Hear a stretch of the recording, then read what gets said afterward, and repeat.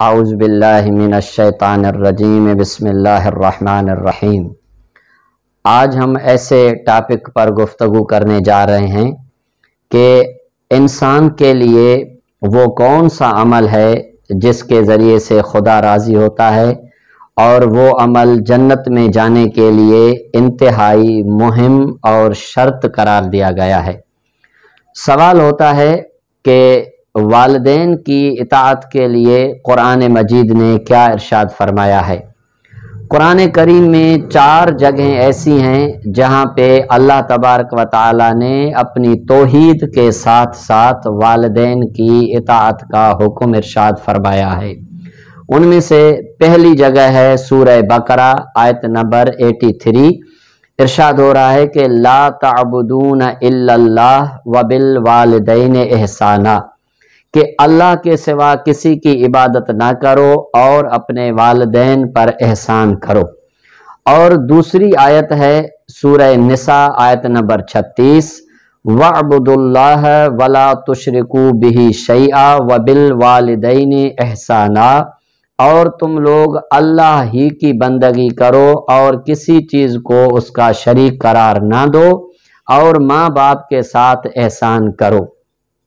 اور تیسری آیت ہے سورہ انعام آیت نمبر 151 کہ اللہ تشرکوا بہ شیئا وبالوالدین احسانا، تم لوگ کسی کو اس کا شریک قرار نہ دو اور والدین پر احسان کرو۔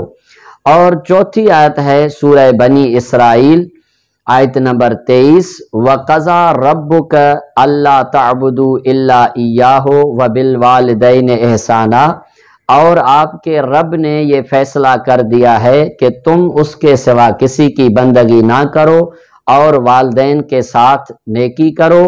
اما یبلغن عندک الکبر احدہما او کلاہما فلا تقل لہما اف ولا تنہرہما وقل لہما قولا کریما، اور اگر ان میں سے ایک یا دونوں تمہارے پاس ہوں اور بڑھاپے کو پہنچ جائیں تو انہیں اف تک نہ کہنا اور انہیں نہ جھڑکنا، بلکہ ان سے عزت اور تکریم کے ساتھ بات کرنا۔ تو یہاں پر لفظ استعمال ہوا ہے احسان، تو احسان کی معنی ہے احسان کرنا نہیں بلکہ احسان کی معنی ہے نیکی کرنا۔ یعنی قرآن کریم میں اللہ تبارک و تعالی اپنی توحید کو ذکر کرنے کے ساتھ ساتھ حکم دے رہا ہے کہ اپنے والدین کے ساتھ نیکی کرو اور نیکی کرتے چلے آؤ، مستقل نیکی کرتے چلے آؤ۔ اس کے بعد پھر سوال ہوتا ہے کہ اگر کسی کے والدین کافر ہیں تو کیا اولاد کے اوپر ضروری ہے کہ اس کافر والدین کی اطاعت کرے؟ تو اس کے لیے سورہ لقمان کی آیت نمبر 15 میں اللہ تبارک و تعالی نے ارشاد فرمایا کہ وَإِن جَاهَدَاكَ عَلَىٰ أَن تُشْرِكَ بِي مَا لَيْسَ لَكَ بِهِ عِلْمٌ فَلَا تُطِعْهُمَا وَصَاحِبْهُمَا فِي الدُّنْيَا مَعْرُوفًا، کہ اگر وہ دونوں تجھ پر دباؤ ڈالیں کہ تو میرے ساتھ کسی ایسے کو شریک قرار دے جن کا تجھے علم نہیں ہے تو ان کی بات نہ ماننا، البتہ دنیا میں ان کے ساتھ اچھا برتاؤ کرنا۔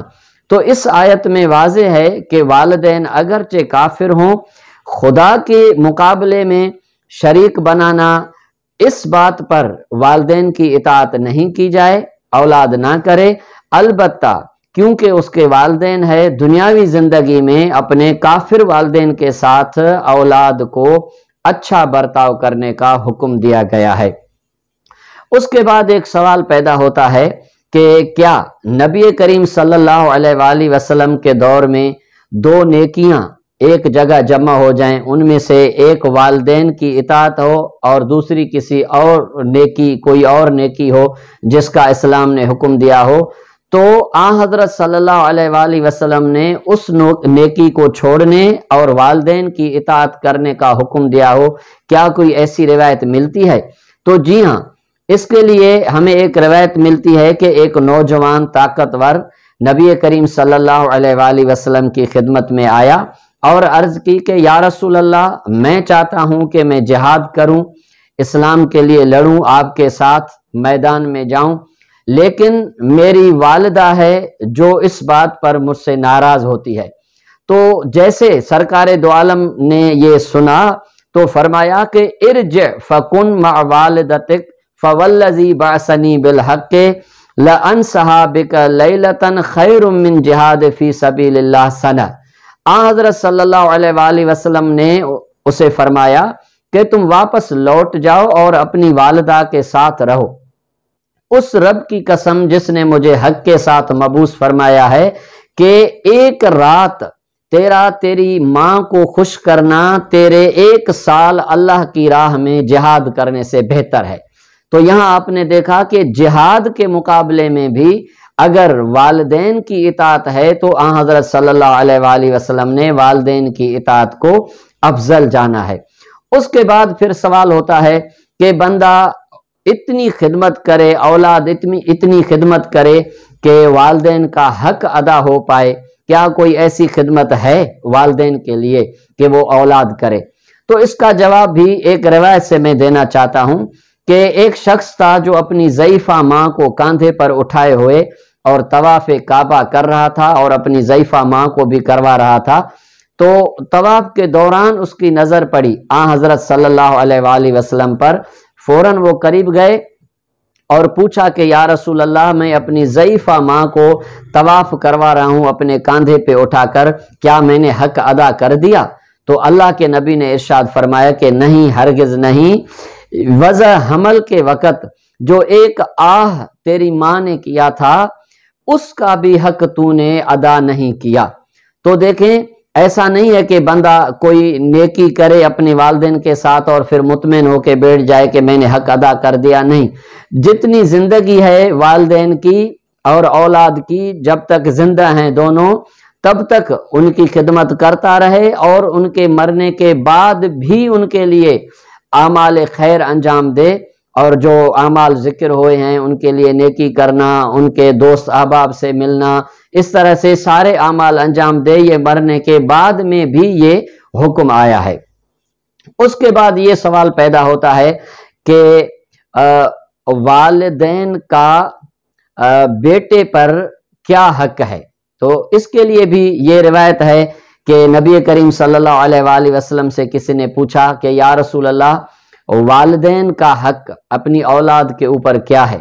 تو اللہ کے نبی نے ارشاد فرمایا کہ لا یسمیہ باسمہ، کہ اولاد اپنے والد کو اپنے والد کے نام سے نہ بلائے بلکہ بابا جان، ابو جان، اس طرح جو اچھے اچھے الفاظ ہوتے ہیں ان سے بلائے۔ اور پھر کہا کہ ولا یجلس قبلہ، اپنے باپ سے پہلے نہ بیٹھے، اگر دونوں کھڑے ہوں تو اپنے باپ سے پہلے نہ بیٹھے بلکہ باپ بیٹھے یا والدہ ہو تو وہ بیٹھیں، والدین بیٹھیں، اس کے بعد بچہ یا اولاد بیٹھے۔ اس کے بعد ہے کہ اپنے والدین سے آگے نہ چلے بلکہ اپنے والدین کے پیچھے پیچھے چلے۔ اور اس کے بعد ہے ولا یستسب، کہ اپنے والدین کے لیے گالی کا سبب نہ بنے، ولا یستسب لہو، اپنے والدین کے لیے گالی کا سبب نہ بنے۔ یعنی کیا؟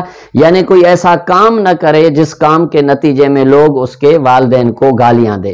اب ایک سوال پیدا ہوتا ہے کہ کیا ایسی کوئی روایت ہے، کوئی دلیل ہے جس میں ہمیں یہ واضح طور پر بتایا جائے کہ بھائی جب تک والدین کی اطاعت نہیں کرتے تب تک تم جنت میں نہیں جا سکتے؟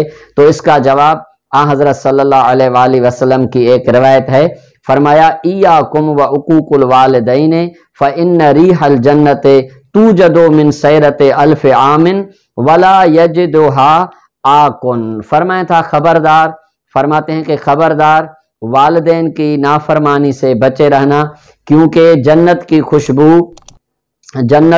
خوشبو تمہیں 1000 سال کی مسافت تک پہنچ سکتی ہے، لیکن ایسا شخص کبھی بھی جنت کی خوشبو سونگھ بھی نہیں سکتا جو اپنے ماں باپ کا عاق کردہ ہو اور اپنے والدین کا نافرمان ہو۔ تو ان تمام باتوں کی روح سے ہمیں پتہ چلا کہ جنت میں جانے کے لیے والدین کی اطاعت، فرما برداری ضروری ہے۔